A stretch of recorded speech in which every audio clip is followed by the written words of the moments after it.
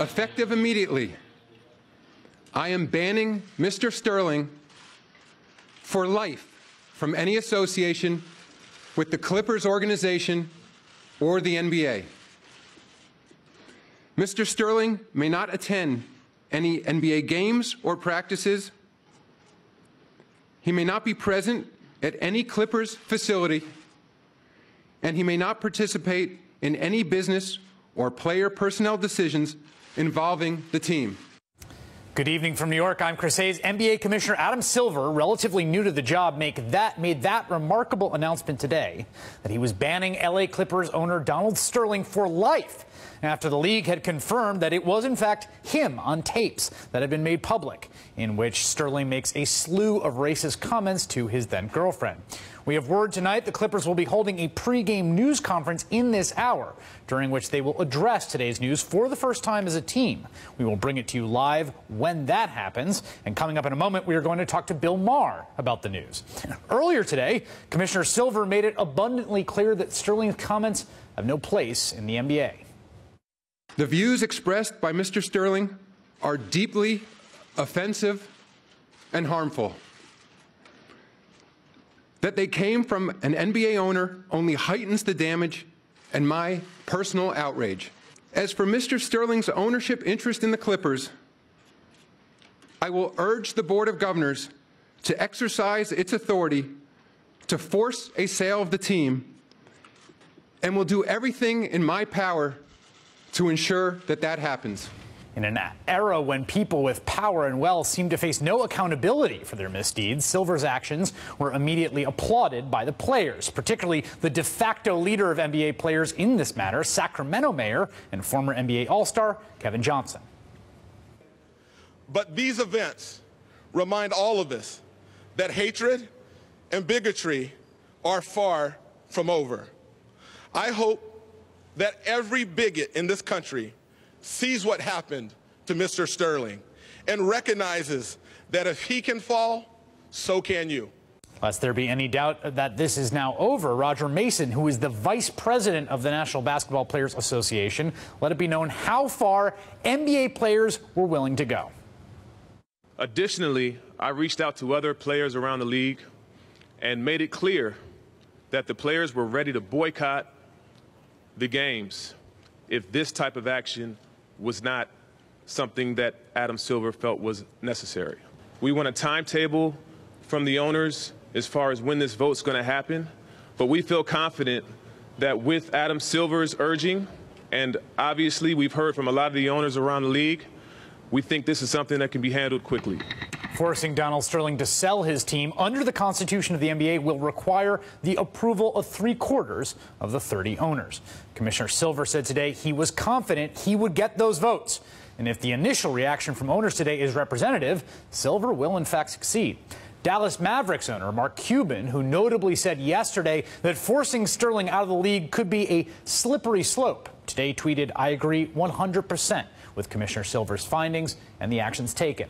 From the Chicago Bulls owner, we will support Sterling's recommendation to press for Mr. Sterling to relinquish his ownership. From the Golden State Warriors owner, we anticipate the NBA Board of Governors will act promptly to put this chapter behind us. From Charlotte Bobcats chairman Michael Jordan, there can be zero tolerance for racism and hatred in the NBA.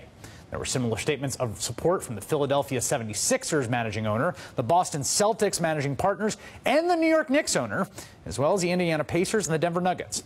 And from basketball great Magic Johnson, who is reportedly interested in buying the Clippers, a string of approving tweets, including Commissioner Silver showed great leadership in banning LA Clippers owner Donald Sterling for life. Meanwhile, go to the Clippers website and you see this. We are one. Go to the Miami Heat's website. You will see this. We are one. It was a unity statement repeated on numerous team websites today. The Phoenix Suns, the Denver Nuggets, the Milwaukee Bucks.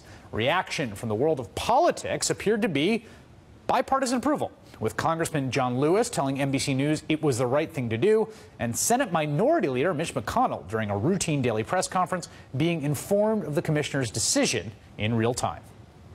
To ban him for life, the harshest possible penalty. Ban him for life from the games, a $2.5 million fine, and Silver is urging him to sell the team. Sounds pretty good to me. All this in anticipation of that pregame news conference, the LA Clippers tonight in just a little bit, followed later by what could be the most watched first-round NBA playoff game in history. You are looking at a live shot of the Staples Center in Los Angeles, California, where that game will be played. There will be players, there will be fans, but there will be no Donald Sterling, who has been banned from attending the games of the team that, for the time being, he still owns.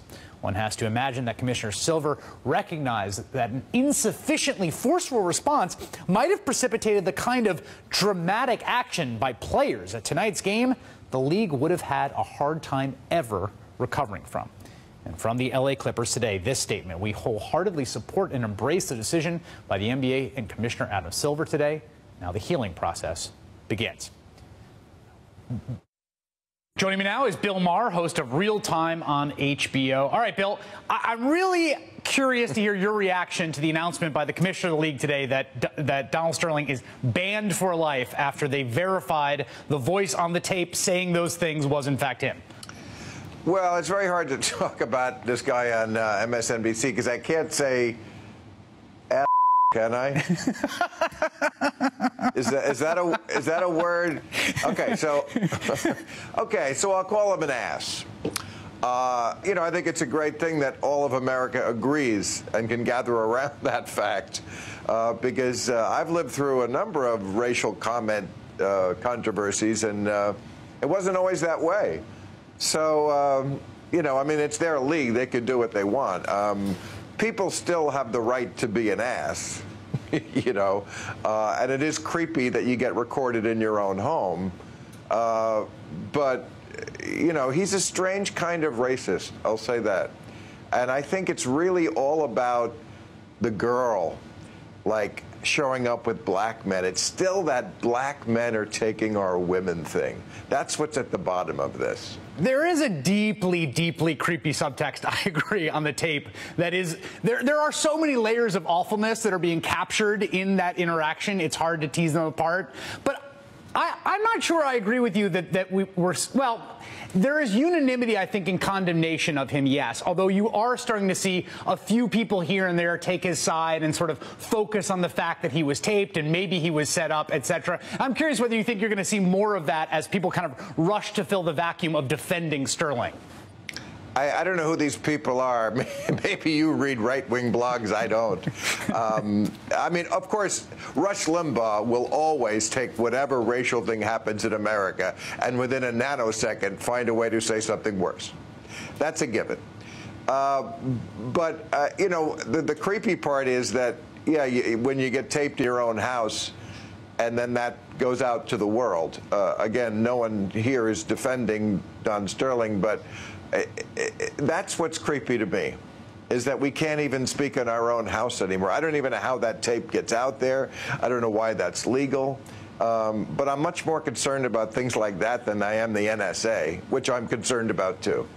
Yeah, the part of the taping, the fact that this was taped privately, we think, without his knowledge, it strikes me that if you had this situation with someone who didn't have the record that Donald Sterling had, the record of lawsuits alleging racial discrimination, not just personally towards people in his organization, but housing discrimination, the fact that people kind of knew this guy had really scummy views, that you wouldn't get the same level of punishment that you're seeing now, which to me seems like a lot of it's the totality of the Donald Sterling experience, lo these many decades.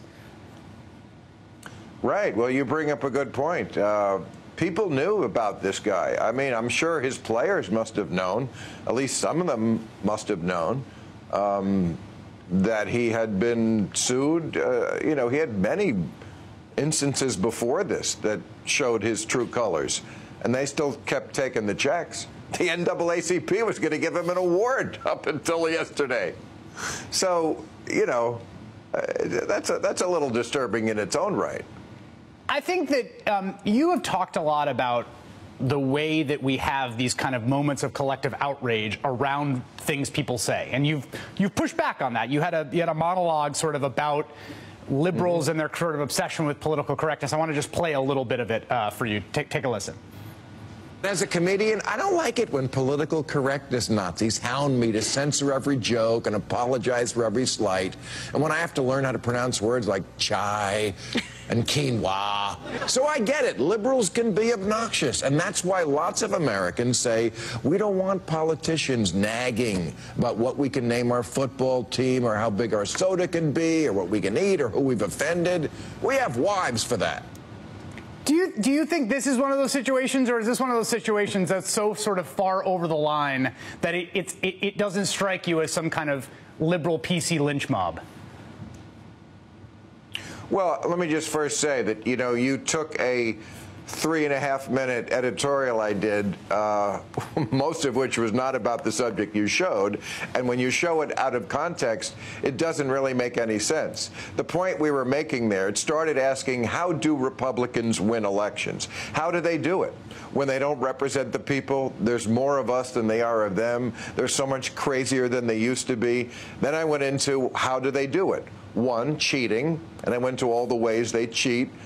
Obviously, the voter fraud stuff, the gerrymandering, et cetera. And then I went into this other area, which is cultural resentment. The Republicans are brilliant at getting heartlanders, mostly probably, to resent these kind of unimportant things that come up with liberals, but that get them to vote against their own interest. And the real point of the piece was that these kind of people are voting against their own interest. They're cutting off their nose to spite their face. And if you look at one of the biggest Republican voting blocs, it's poorly educated white people, people who need a minimum wage hike, and they need health care, and they need environmental regulations, and they vote against it because, you know, Obamacare has Obama's name right in it, and that's what's really disturbing them. And so it was a much bigger point we were making, but I don't shy away from the fact that liberals are sometimes obnoxious.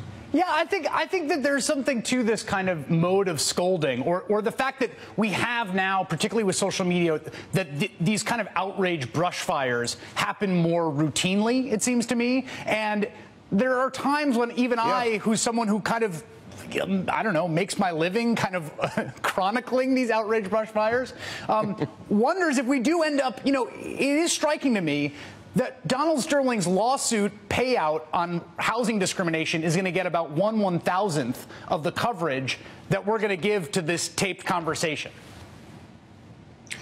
Absolutely. It's something else that sucks up all the oxygen. I mean, this is a completely different issue, but it is an important issue, too.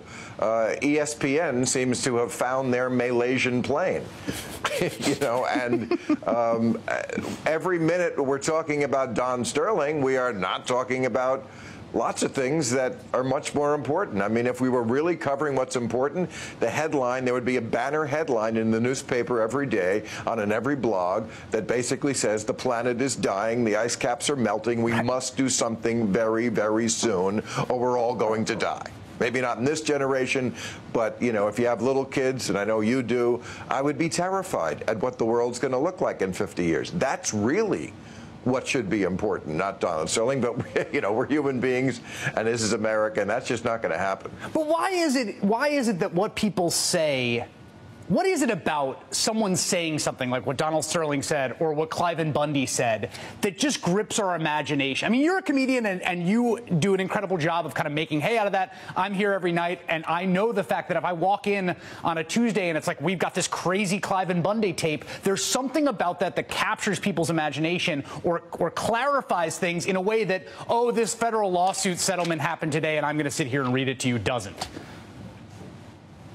Well, part of it is, especially with the racial stuff, it's an opportunity for self-congratulation. That's right.